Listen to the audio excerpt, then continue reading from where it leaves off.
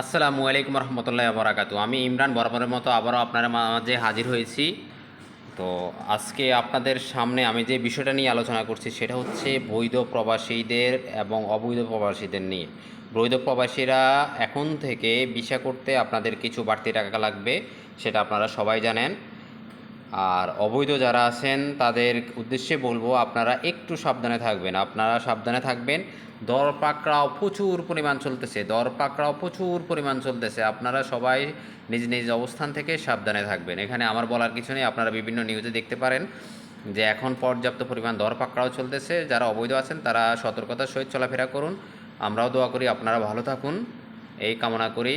আর অবশ্যই অবশ্যই সবাই যখন চলাফেরা করবেন, যেখানে ঘন বসতি বা জনগণ বেশি চলাচল করতেছে, যেমন একটা বাংলা মার্কেট, এইসব জায়গা থেকে অবৈধরা একটু দূরে থাকবেন।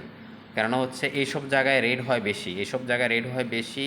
আর যে বিভিন্ন ফ্যাক্টরিগুলোতে যেগুলাতে শোনা যায় যে আপনার অবৈধ লোক আছে, ওগুলাতে রেড দেয়। যদি ইনফরমেশন যায় ইমিগ্রেশনের কাছে যে ওইসব জায়গায় অবৈধ লোক আছে, তাহলে ওইসব জায়গায় রেড দেয় বেশি। সো আপনারা নিজ নিজ অবস্থান থেকে সতর্কভাবে থাকবেন। আমার কাজ হচ্ছে আমি আপনাদেরকে জানিয়ে দেওয়া। এখন আপনি মানেন না মানেন সেটা আপনার বিষয়। ভালো থাকবেন।